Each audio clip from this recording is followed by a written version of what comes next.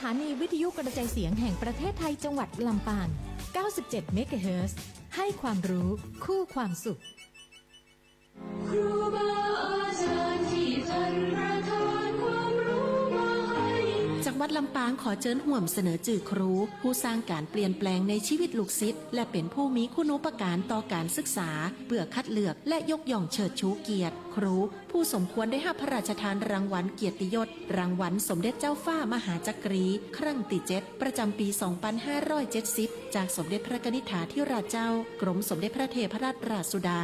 สยามบรมราชกุมารีเจ้าฟ้านักการศึกษาสถานศึกษาขั้นพื้นฐานคณาจารย์ในระดับอุดมศึกษาศิษย์เก่าอายุ20 ปีขึ้นไป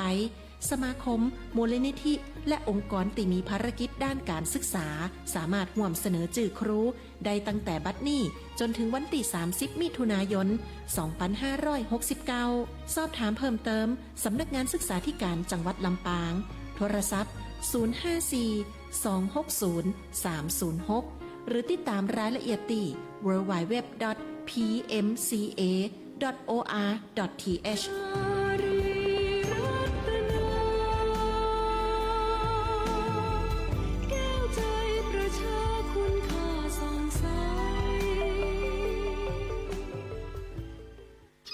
จะได้ปอเลี้ยงยังแค้นในก้า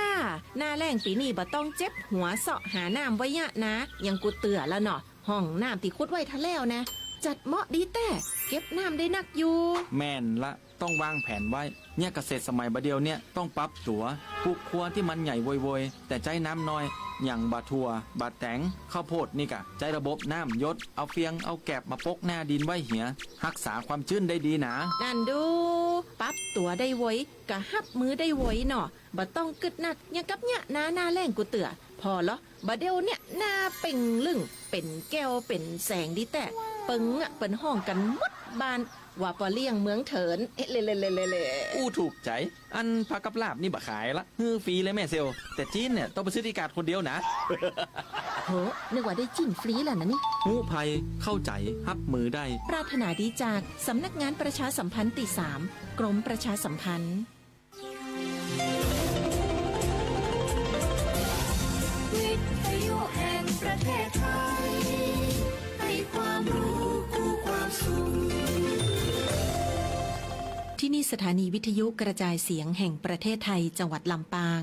ทำการส่งกระจายเสียงในระบบ FM ความถี่ 97 เมกะเฮิรตซ์ จากนี้ไปเชิญติดตามรับฟังรายการบ่ายเมาส์เล่าข่าวจัดหางานค่ะรายการบ่ายเมาส์เล่าข่าวจัดหางานโดยสำนักงานจัดหางานจังหวัดลำปางทุกวันจันทร์ 13 นาฬิกาทางสถานีวิทยุกระจายเสียงแห่งประเทศไทยจังหวัดลำปาง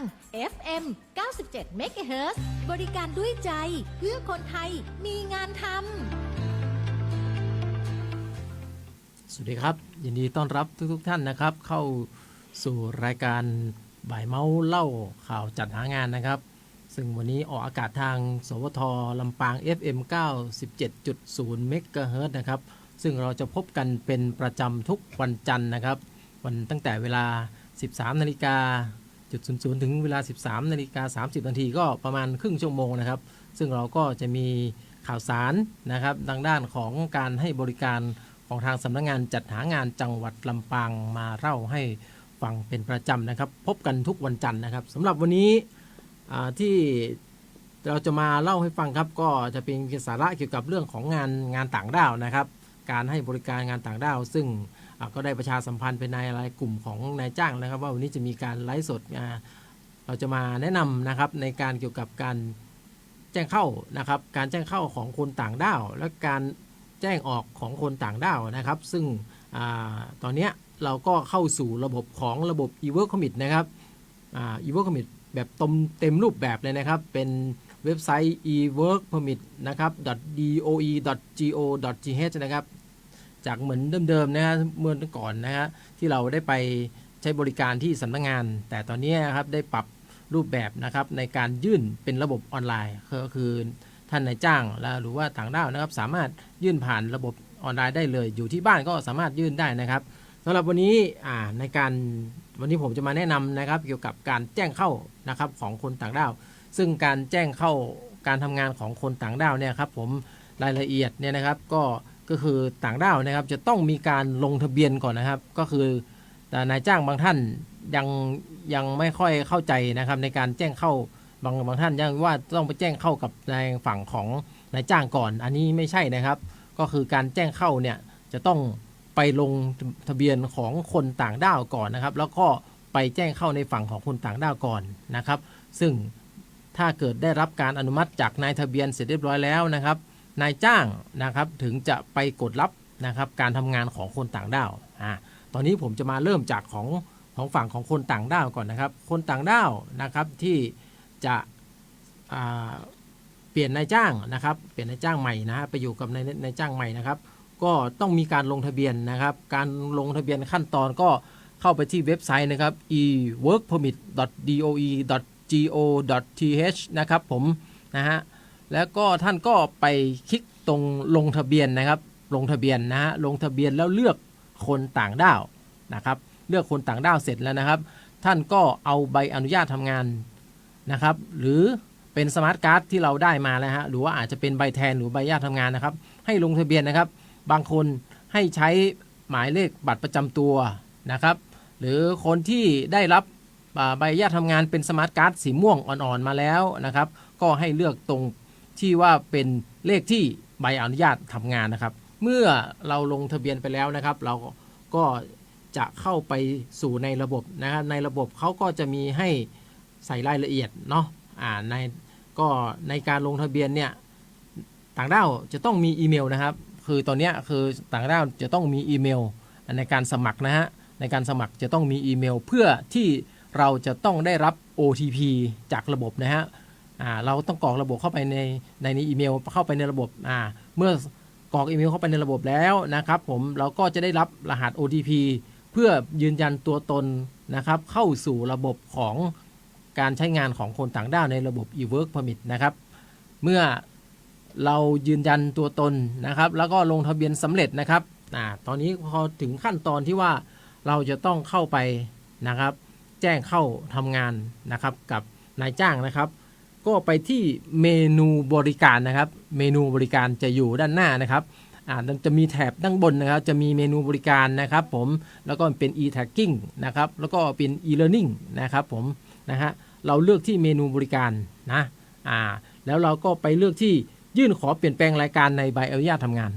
นะครับยื่นขอเปลี่ยนแปลงรายการในใบอนุญาตทำงานนะครับท่านนายจ้างหรือว่าคนต่างด้าวที่ฟังอยู่นะอย่ายื่นผิดนะครับนะครับผมแล้วก็มาเลือกนะครับการเปลี่ยนแปลงรายการที่ไม่กระทบต่อใบอนุญาตทำงานตัวนี้นะครับการเปลี่ยนแปลงรายการทำงานที่ไม่กระทบต่อใบอนุญาตทำงานให้เลือกตัวนี้นะครับในการเปลี่ยนแปลงในนายจ้างนะครับและมันจะมีอันนึงคือการยื่นเปลี่ยนแปลงที่กระทบต่อใบอนุญาตทำงานการยื่นเปลี่ยนแปลงต่อการกระทบต่อใบอนุญาตทำงานก็คืออะไรครับคืออย่างเช่นชื่อผิดวันเดือนปีเกิดผิดคำน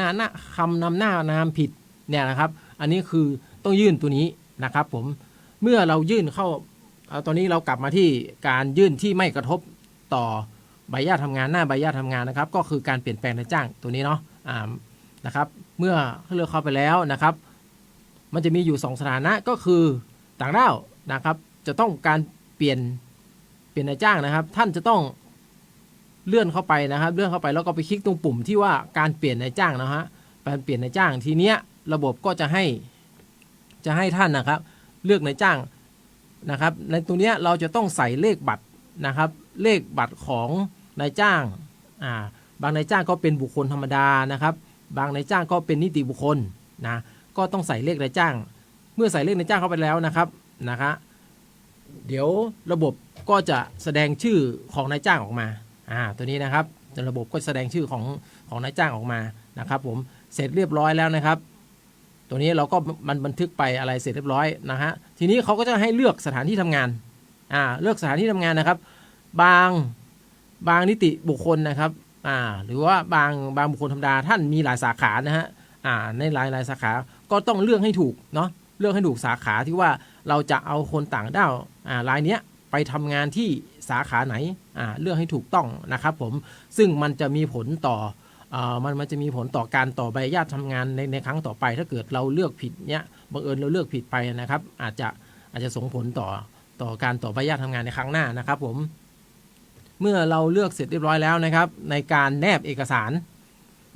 ารของคนต่างด้าวนะครับซึ่งเราจะแนบเป็นไฟล์นะครับสามารถแนบเป็นไฟล์ PDF นะฮะหรือว่าจะเป็นไฟล์รูปก็ได้เป็น JPG ก็เราใช้กล้องถ่ายรูปมือถือนี่แหละเราก็ถ่ายแนบเอกสารเข้าไปนะครับอย่างเช่นเขาให้แนบเอกสารหลักฐานที่แสดงว่าออกจากส่วนราชการก็อาจจะเป็นเกี่ยวกับบัตรประจำตัวซึ่งไม่มีสัญชาติไทยหรือว่าบัตรชมพูนะฮะตรงนี้นะครับ2ใบอนุญาตทำงานเราก็แนบใบอนุญาตทำงานไปนะครับ3เอกสารหลักฐานซึ่งมีการแสดงให้เห็นว่ามีการเปลี่ยนแปลงมีการเปลี่ยนแปลงนายจ้างเราก็แนบหนังสือนะครับรับรองการจ้างหรือว่าบต46นะครับหนังสือตัวนี้เราสามารถไปดาวน์โหลดได้ในเว็บไซต์ของสำนักงานจัดหางานจังหวัดลำปางนะครับเขาชื่อว่าหนังสือรับรองการจ้างนะครับผมนะครับในรายละเอียดนะครับหนังสือรับรองการจ้างเนี่ยขอให้นายจ้างนะครับทุกท่านนะครับกรอกรายละเอียดให้ครบนะครับอย่างเช่นค่าจ้างขั้นต่ำของที่ลำปางเนี่ยอยู่วันละ347 บาทนะครับนะครับวันละ347 บาทนะครับจะใส่สูงกว่านั้นก็ได้แต่ว่าต่ำไม่ได้นะครับจะต้องมีให้ค่าจ้างขั้นต่ำนะครับแล้วก็ระยะเวลาการจ้างสิ้นสุดการจ้างเนี่ยเราก็ให้นายจ้างดูที่นะครับวันที่สิ้นสุดของใบอนุญาตทำงานของแต่ละคนซึ่งต่างด้าวของแต่ละกลุ่มเนี่ยจะแตกต่างกันไปนะครับจะไม่เหมือนกันเนาะนะครับผมแล้วก็จะมีหลักฐานเกี่ยวกับหนังสือเดินทางหนังสือเดินทางนะครับหนังสือเดินทางเราก็แนบหน้าหนังสือเดินทางหน้าพาสปอร์ตไปนะครับถ้าเกิดจะเป็นของสัญชาติเมียนมาสัญชาติเมียนมาก็จะเป็นมีอยู่2ลักษณะคือพาสปอร์ตกับ CI นะครับCI ก็จะเป็นเล่มเขียวนะครับถ้าเกิดเป็นหนังสือเดินทางก็จะเป็นเล่มสีแดงนะครับผมถ้าเป็นสัญชาติลาวก็จะเป็นเล่มสีน้ำเงินนะครับแนบหน้าพาสปอร์ตหลักฐานการให้อยู่ในราชอาณาจักรก็คือหน้าวีซ่านะครับซึ่งหลายๆท่านเวลาท่านแนบมาก็บางท่านก็แนบไม่ถูกนะครับผมก็จะมีการตีกลับเอกสารกลับไป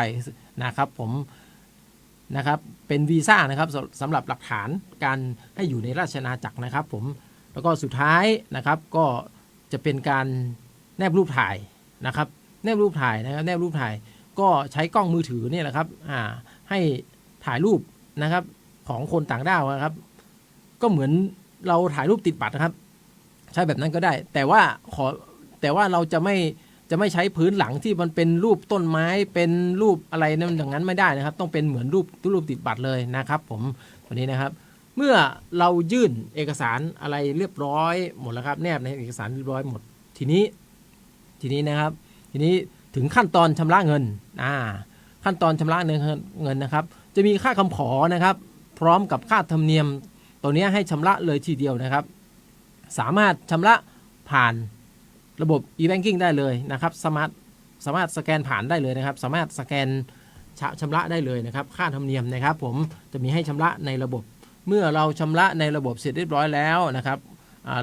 เราก็จะได้ใบเสร็จนะครับเราจะได้ใบเสร็จรับเงินจากระบบออกมานะครับผมนะฮะแล้วก็เวลาเราได้ใบเสร็จรับเงินเราก็ปริ้นออกมานะครับเมื่อบางท่านคิดบางท่านหลายท่านทำไมใบเสร็จทำไม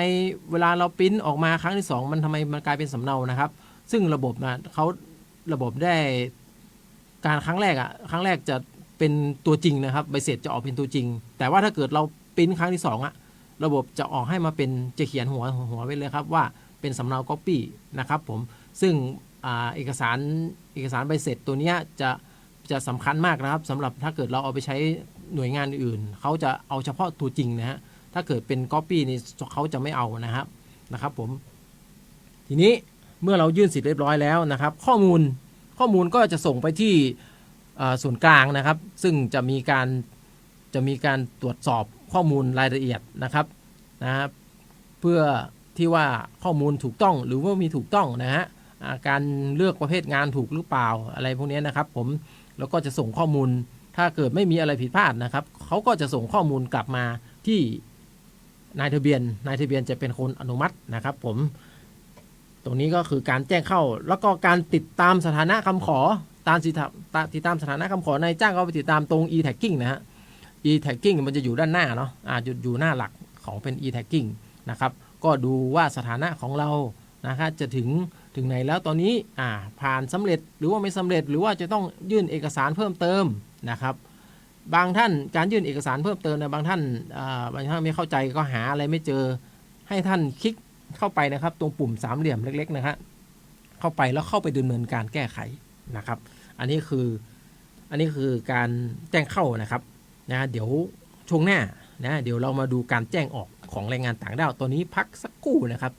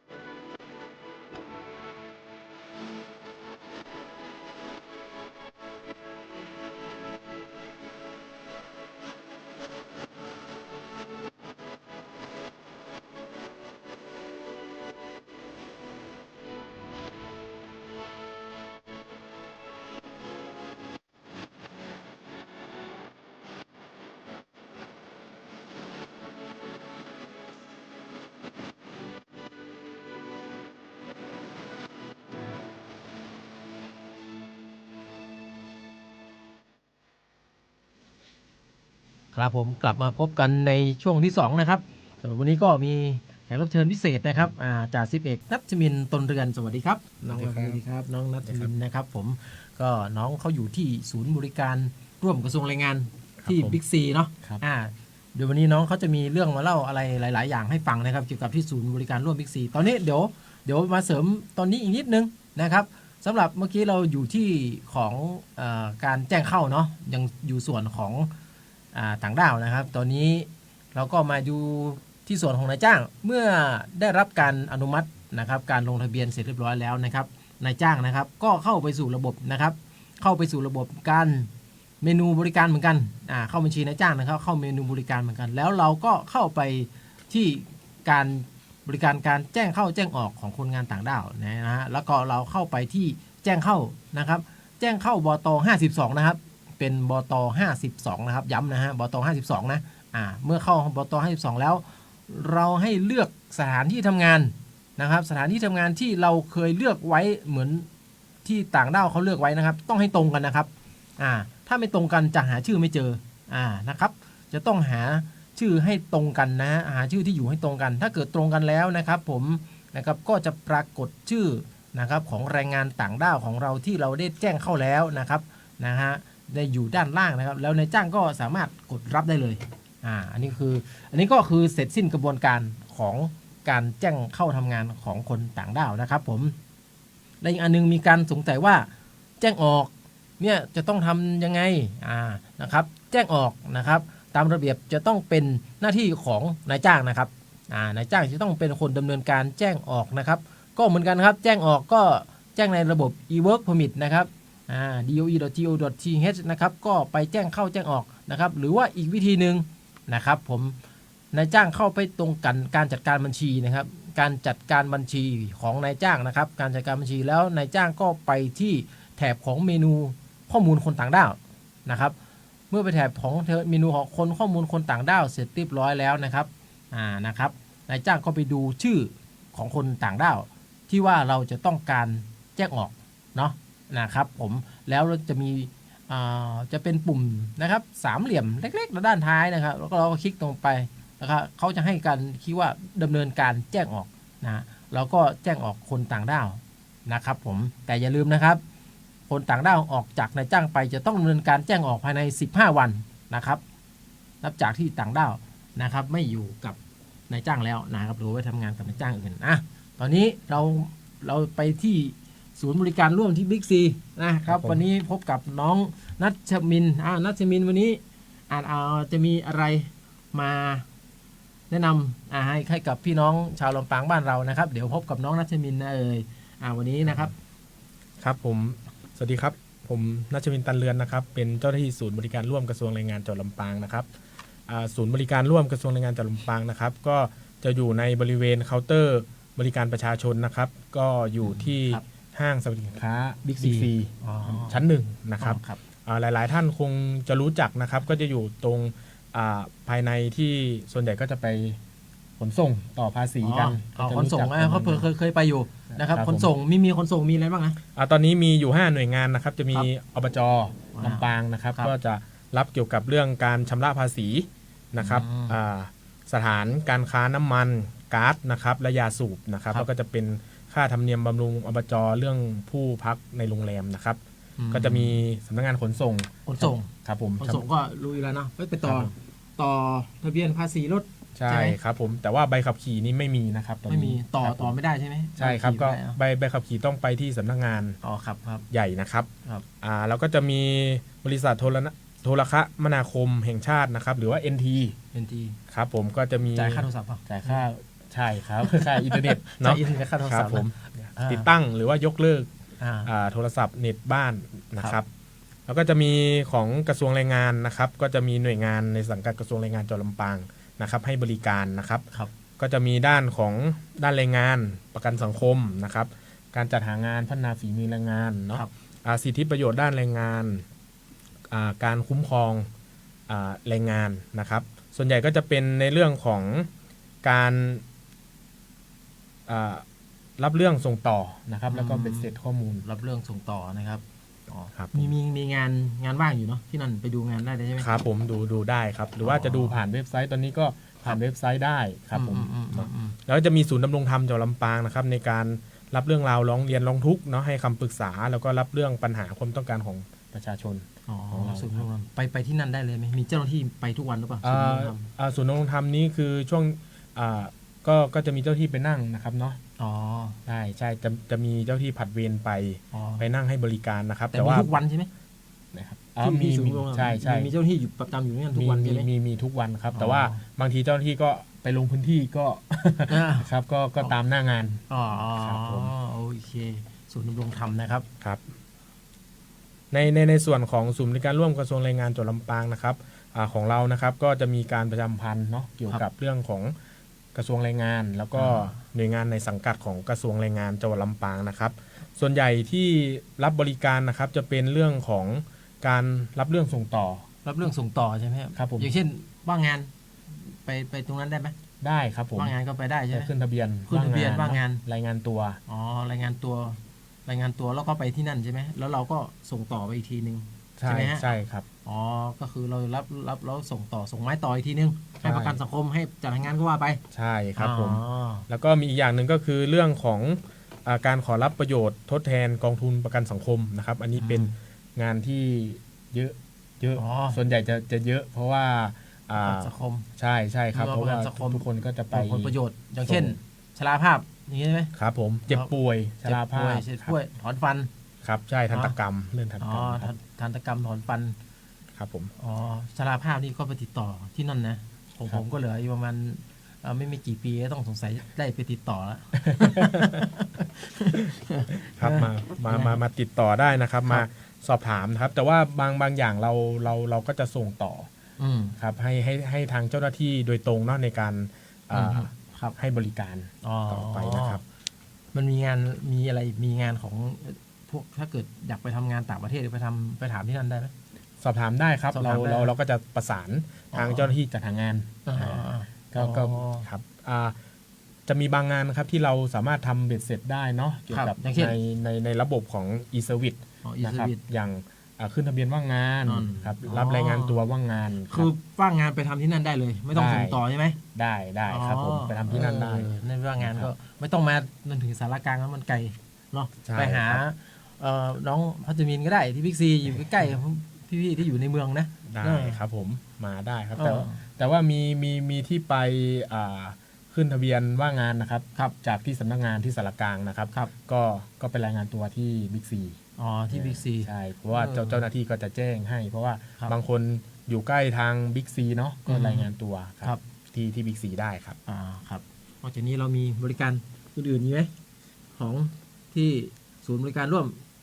ตอนนี้มีครบหรือยังขนส่ง ครับ อบจไปละ ครับผม โทรคมนาคม NT ส่งแรงงาน NT ครับ ไปนะครับ ศูนย์ ตอนนี้ ดำรงธรรม มีคาดว่าจะมีหน่วยงานอะไรจะเข้าไปร่วมบริการอีกไหมหรือมีไหม ตอน แวโ ตอนนี้ยังไม่มีครับ ยังไม่มี เพราะว่า ใช่ ส่วน ไหม ใหญ่ตอนนี้ก็คือเป็น e-service กันหมดแล้ว อ๋อเป็น e-service กันหมดแล้ว ใช่ ส่วนมากจะ ใช่ครับ ทำเราผ่านระบบออนไลน์กันหมดแล้ว ใช่ นะครับน้องพัชนินมีอะไรจะฝากถึง อ๋อครับผม ฝากถึง พอ พี่น้ ดี องชาวลำปาง พอดีจะมีเรื่องของการทำงานนะครับ ครับ จากกระทรวงแรงงานนะครับเนาะเป็นข่าวประชาสัมพันธ์นะครับจากท่านปลัดกระทรวงแรงงานนะครับในวันที่22 พฤษภาที่ผ่านมานะครับกระทรวงแรงงานนะครับขอแจ้งแรงงานไทยที่เข้าไปทำงานโดยไม่ถูกกฎหมายในมาเลเซียนะครับสมัครใจเข้าร่วมโครงการส่งคนเข้าเมืองผิดกฎหมายกลับประเทศ เพื่อจะได้มีโอกาสกลับมาบ้านไม่ถูกจับกุมดำเนินคดี ทั้งยังเป็นโอกาสของตนเองที่สามารถไปทำงานที่อื่นต่อไปได้นะครับ อันนี้เป็นสารนะครับจากพันตำรวจโทวรรณพงศ์โคชลักษณ์นะครับปลัดกระทรวงแรงงานนะครับ กระ ข ทร อ วงแรงงาน ครับขอแจ้งข่าวประชาสัมพันธ์ทางแรงงานนะครับไทยนะครับถ้าเกิดว่ามีญาตินะครับเนาะ ครับ ที่ไปทำงานที่ผิดกฎหมาย มาเลเซีย มาเลเซีย มา ครับ เล ผม เซียผิดกฎหมายคือไปอยู่บ้านเขาแบบไม่ถูกต้องอ่ะ ครับ ใช่ไหม ใช่ใช่ คือ ครับ คือเขาจะให้โอกาสใช่ไหม ใช่ครับ ให้โอกาสให้คุณมาลงทะเบียนหรือว่าไง ใช่ครับให้มาลงทะเบียน ที่ไหนที่ไหน เอ่อ ที่สถานทูตเหรอ น่าจะประมาณนั้น ที่สถานทูตในมาเลเซียนะ ใช่ครับ เพื่อคุณที่จะได้กลับบ้านเนาะกลับมาอยู่บ้านเราก็ได้บ้านเราก็มีงานเยอะแยะเนาะ ครับ นะครับที่มาเลเซียนะครับ ผมก็วันนี้ผมกับน้องพัชรมินนะครับตันเรือนผมทิติศรีมาทานะครับ ต้องขอขอบคุณนะครับทุกท่านนะครับที่ได้มานะครับรับชมนะครับเกี่ยวกับข่าวสารของรายการนะครับรายการเบาเมาส์เล่าข่าวจัดหางานนะครับ แล้วก็ขอขอบคุณทางสวท FM 97.0 เมกะเฮิรตซ์นะครับซึ่งเรา จะออกอากาศเป็นประจำทุกวันนะครับวันจันทร์ตั้งแต่ 13 นาฬิกา 00 ถึง 13 นาฬิกา30 ครึ่งชั่วโมงดีๆนะครับก็จะมีเล่าข่าวดีๆจากสำนักงานจัดหางานให้ฟังนะครับขอฝากอีกอันนึงครับแอปพลิเคชันนะครับงานใกล้บ้านสามารถเข้าไปดาวน์โหลดได้เลยนะครับงานใกล้บ้าน